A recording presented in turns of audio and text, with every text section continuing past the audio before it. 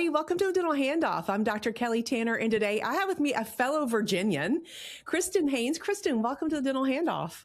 Yes, I'm so excited to be here. Thank you. Yes, and I love your story. It's just, I love the origin stories. I was telling Kristin, I'm like, oh my gosh, I cannot wait for people to hear this. So it's so cool, I think, how people get to where they are because it is not a straight line, is it? No, mine has a lot of zigzags. Yeah. So tell us about why dentistry, and tell us your story. Yeah, so thank you for asking. So my story started a little bit over 25 years ago when I was a senior in high school and I was looking for a job. So I knew that certain things in the service industry were not for me. So I was, and this was back when, jobs were in the newspaper. So I found this in the newspaper and it was a local orthodontist and he just needed someone part-time. So I started out administratively front desk after school. And I fell in love with it then because I could see, especially in orthodontics, how much it can change someone's life. It changes it a lot from kids to adults and just the impact it has on the family. So I am a technical person and I love to work with my hands. I love to ask the question, why? So I was asking that in regards to when it comes to the clinical part. And that's really when the ball was rolling for me. And like I said, I love to work with my hands. So I got into clinical that way. And that was when we had the glass slab, the ionomer, all of it, and everything was in your wrist, having to do the alginate, the alginator, everything's flying all over the place. And then from there, so that was like a 2-chair, very small boutique. And from there, I went to working in a 7-chair practice. And this was a practice that we were rolling, had to have a lot of systems. And I also love organization. And that's where I even fell in love with it even more. He did complicated cases, cleft palates, all of that. And then I got married, moved to New York, and I worked for a practice up there. Same thing, 9-chair. It was high profile. I loved it, but this doctor, he was great at the business side of dentistry, which really always piqued my interest. But then clinically, he was an excellent clinician. And so for so many years, I got to work with the patients, see how it really affected their lives. I've seen, 70-year-olds get jaw surgery and I really see how it affects them, their quality of life. And then as my career was starting to go along, I got this opportunity to work in a practice back here in Virginia. At that point, I had already moved back down. And it was a pediatric office that had been open for about 5 years. And the orthodontist had just came on, new graduate. And it was just her and I. And we worked the practice from the ground up. And we got close. She showed me the human side of doctors, and saying that doctors are not human, but she was very good at showing her vulnerability, very good at communicating. But she was the one that really pushed me out of my comfort zone. She set a lot of her expectations for me and really showed me how I could grow within dentistry. And with that, we really, I got to be in the management meetings, the plannings on how do we get to the next level, setting the KPIs. I did treatment coordinating. So with that, I really got to learn how it affects a practice when it comes to fees and insurances and on that financial end of it. And we worked we did everything. You name it, we did it. Yeah. And we got to be very close. And so fast forward to now, around the COVID time period, I was feeling that itch to kind of venture out. And I felt like I had kind of capped a little bit in my career. And, physically, when you've been doing it for about 20 years, physically, it starts to get to you. Yeah, emotionally, your back, all of it. And so during COVID, I really saw doctors struggle, like what's happening with my practice, my my team members, all of it. And so I got to revert back to the doctor that we built the practice together, and we were talking, and she was one of the many people that encouraged me to go out on my own and to do practice management, because she said to me, she's like, Kristin, I benefited from you so much, and I know that somebody else can. And so I just see that end of the doctors of how much they really do care, but the business part, how they struggle with it, and the team members. But then also too, with the team members, sometimes there's a disconnect and they're not quite understanding where the doctor is going through and all of it. So I put all of that together to really help doctors and team members really get to where they want to be, but also just push through that hard wall or that hard barrier to be able to do so. What a cool story. I Thank see. you. I just recently, Kristin, I know that you hear and see and read things like this too, where people have horror stories about Yeah. consultants coming in and bulldozing, and it leaves a Yes. bad taste in people's mouths. And I think that consultants get a bad rap, because I also do practice consulting for different levels. I love that you do the human aspect of it. That's so Yes. good. I mean, that's such a Yes. critical portion of it, to be able to understand what the doctor goes through. Because many of us I'm a hygienist, I was an assistant before that, would show up and we have no idea what the doctor is going through to keep the doors open and to pay the payroll and the price of everything. Yeah. Right. Yeah. Absolutely. And so to Yeah. understand it and to be able to communicate it and to help the doctor troubleshoot where their potential blind spots are, and to say also, here's the culture of your practice and Mhm. how that could be strengthened, is such a superpower. Yeah, and I love the fact that you talked about consultants coming in and doctors having a bad experience, because I literally just had a conversation last week with a doctor about that, because did a presentation and he gave me his feedback, his honest feedback. And part of it was he was jaded because of having bad experiences with three, consultants that just really left a bad taste in his mouth, hurt his practice, and even people that he referred to.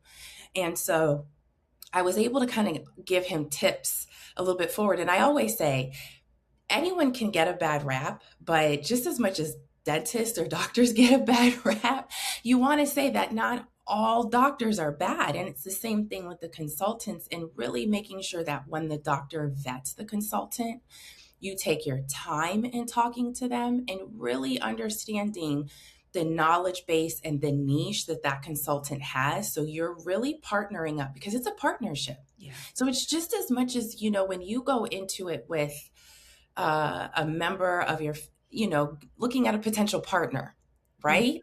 You really want to make sure that that's what you're engaging well in, and you're going forward and having that knowledge. But to your point, you're also right of the doctors really go through a lot emotionally to keep the doors open. Yeah. They really do. And we forget, we are all humans trying to exist in this world. And we are all products of what other people have done to us. And we don't realize sometimes we bring that to the office. Yeah. And being able to give grace and seeing your doctor as a human that is just trying their best. Yeah. But also too, as the employee or the doctor, seeing that as the staff members or the team members, there's a lot that they have going on outside. They're thinking about their kids and all of it, and bringing a level of empathy into the practice and with each other, and really trying to get on the same page and building that culture, but also understanding that this is a business and it needs to have a profit and it needs to operate, and setting the appropriate boundaries also too, and having that mindset and that intelligence, emotional intelligence, to know and to understand when we're servicing the community. Empathy. Yes. Yes, absolutely. It is, you can sit there and think about it just like anything else. And it's, in theory, empathy is something that we do every day with our patients, but I know that you've probably heard this analogy too, Kristin, is that it's so important to talk to ourselves the same way that we talk to our best friend. And we Mm-hmm. have this internal dialogue within ourselves. But then I also think that the people that we're closest to, which could be your team members, because we spend a lot of time together, that it comes out in a way that is not filtered sometimes because we are giving our best to our patients. That part is very dialed in. But when it comes to our team members, sometimes we just, blah.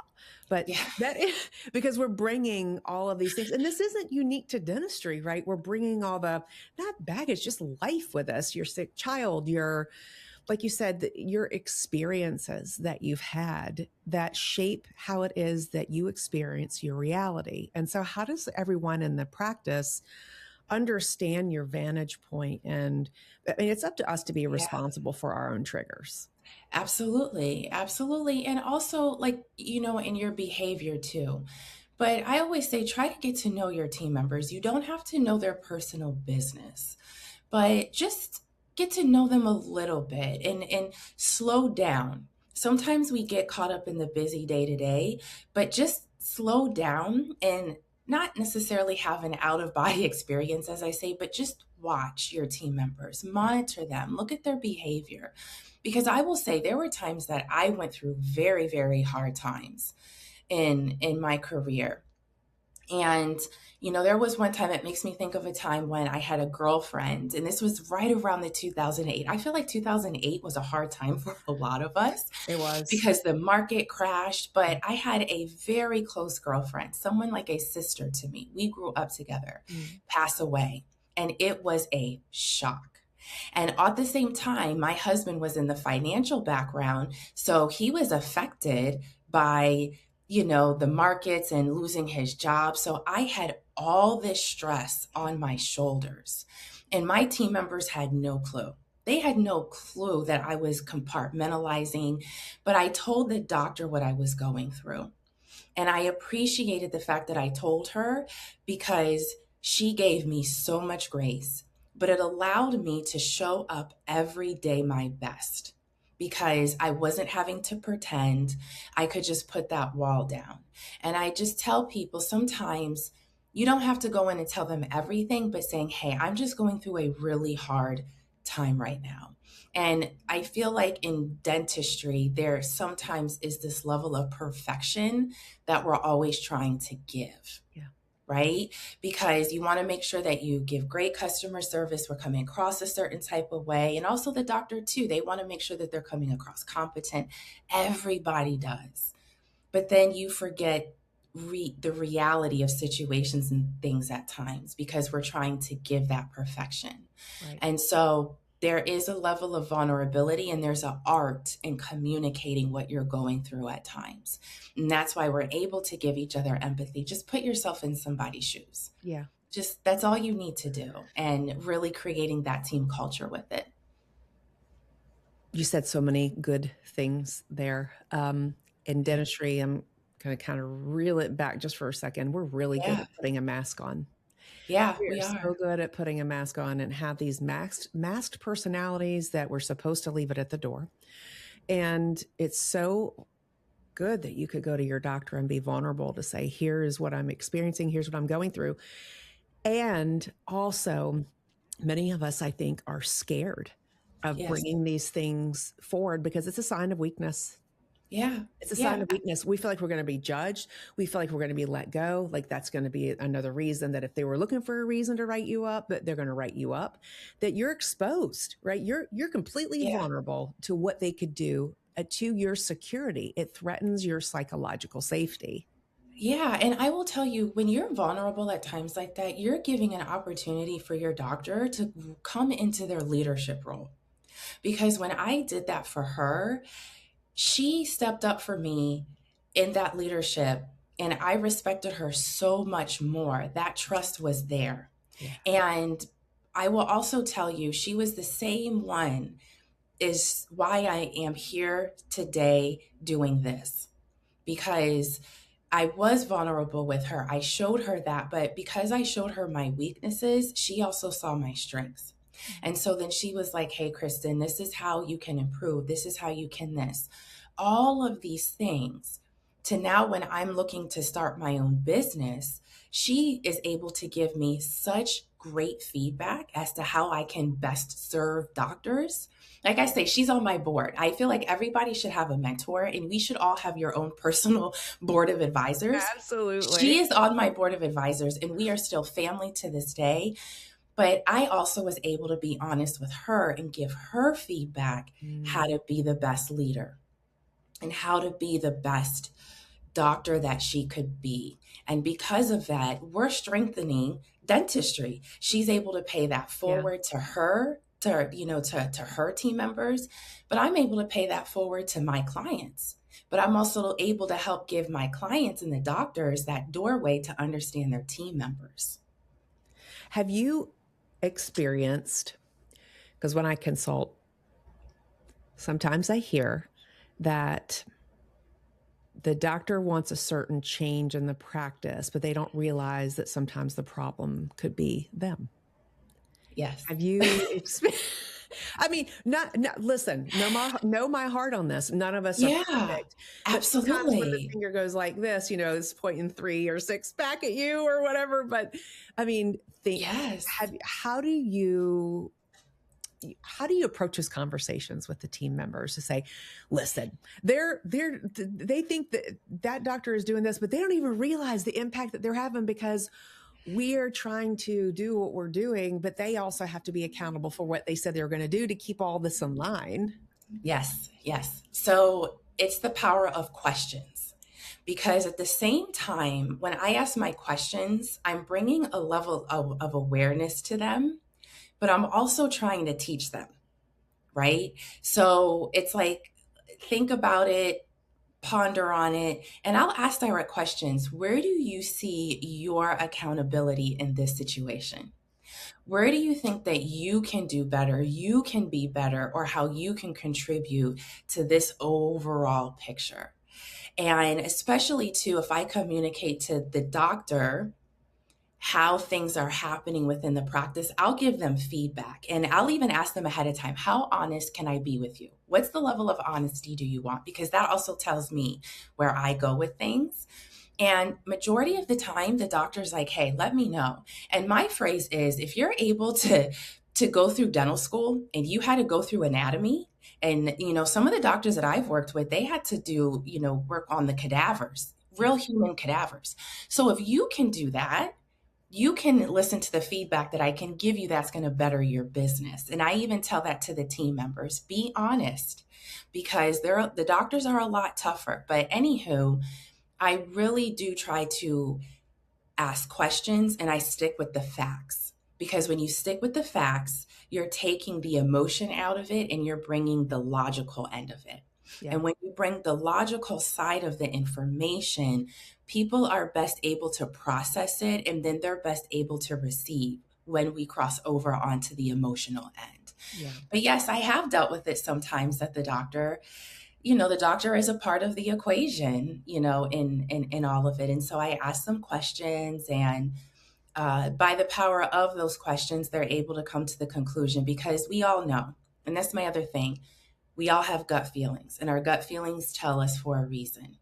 And when you listen to your gut, sometimes it's not easy, and you have to be honest with yourself. But honesty is where it's going to get you to the next level. And wrapped in honesty is integrity. And we always want to make sure that we have integrity. But whenever I do my engagement, if I'm going to be honest, my goal is to leave somebody with their dignity. Because sometimes the information that I'm relaying, it's not easy to hear. Yeah. And leave somebody their dignity and telling them the truth, you can do wonders for somebody. Yeah, that's powerful. Absolutely. Because I think at the end of the day, we all want to, I've said this before, listeners, I say this all the time probably, but it's not about being right, but we want someone else to hold the space for us to feel like we're validated. And then with the dignity piece, you don't want to leave someone feeling less than. We all want dignity at the end of our lives. I'm taking care of a parent right now that's older, And at the end of it, I want my mother to have dignity. Yeah. It's to know that she's a human, that she has that she's being respected and still has some sense of autonomy, all those things. And I think if you think of this, of what we would want for ourselves, back in that conversation of what would you really want your best friend to treat you like? Are you treating yourself like that? Are you giving yourself the dignity that comes from the integrity, right? Yeah, and it's not easy. It's not easy. It's hard. And I mean, we've all been in that place, right? There are still times today that I have to, speak positively to myself because of just a lot of the things that come along with it, and being a business owner, and, wanting the best for my clients and making sure that I'm really trying to make a difference for them, and all of that. And I just tell doctors, you have the opportunity to be able to reach your goals. If you want another location, if you want to bring on a partner, an associate, or if you want to sell, you have the opportunity to reach that goal. But you also have the opportunity to make a difference in your team members' lives. Yeah. You really do. And so you can do both. You can do both. Yeah. But it's also about, communicating to your team members what you want in your business, telling them knowing what their strengths are and using them towards their strengths. Because when you use your team members towards their strengths, that therein lies, it's like they say, delegate and get out of the person's way. They're going to get you to where you want to go. But that also in there is leading somebody with their dignity. Micromanaging and all of these things, that doesn't leave somebody their dignity. That's you being a business owner out of fear. But really just get to know your team members, use them, like I say, to their strengths. Yeah. They will get you to where you want to go. That profit, it will come. Yeah. But you have to work within, and that within is within yourself. And it's also within your team members and your operations and your structure. And in all of that, it leaves people just to really shine. And like I say, an opportunity to leave people their dignity.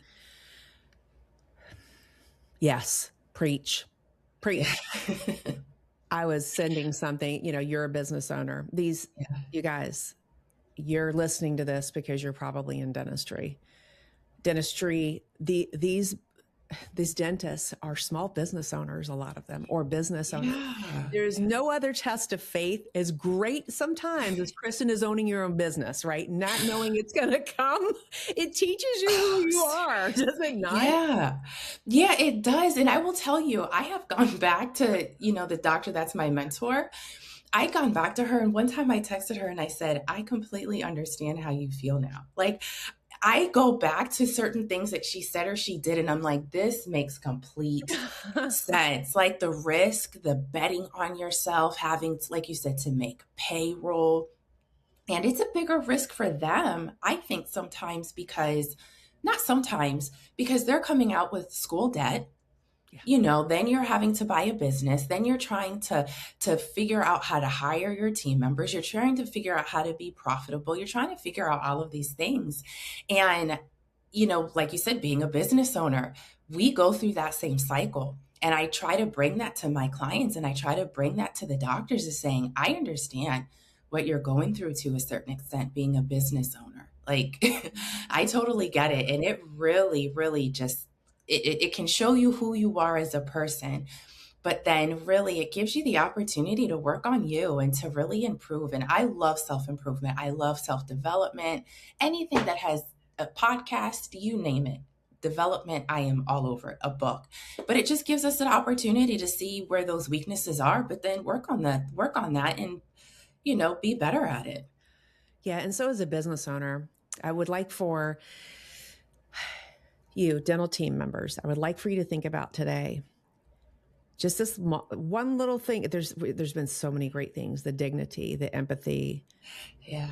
But, and the doctor isn't only betting on themselves, they're betting on you, right? Absolutely. They're taking a risk. They have faith in you, that you were the right hire, that you were the vision, that you're enacting the vision to be alongside of them. You're an extension of their brand. And so how are you living that out together? Because like to your point, Kristin, when you said when the doctor shares their vision with the team, then I Mhm. think it gets the team excited.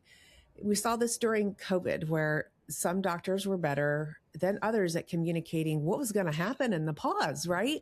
And whether there's Yes. information or not, it's like when you're waiting on your flight, you want to know at least that you're delayed 10 minutes, that's going to be an hour tomorrow, so you know what to do. But a lot of times, doctors, because they're afraid to cause something, they're not giving the information. And I think the same is true with us. So I'd Yeah. just say be mindful and knowing that they're betting on you as a part of the success of that practice. And they saw something in you when they hired you. So, Yeah. just be vulnerable. But first, I think too, Kristin, it comes along with being a part of the team that has the same culture that you want to be a part of, Mhm. right? And how is the practice putting that feeling out to the world, like, come join us? How do the team members know that they're applying for the job, that's there even in the ad that they placed or through the Yeah. word of mouth? It's all a Yeah. part of you, right? Yeah, absolutely. And I think one, I tell doctors, know where you want to be short term and long term. Because when you know that, and especially with your brand and how you want to service the community, all of that, when you know that, you're able to easily communicate that to your team members. Yeah.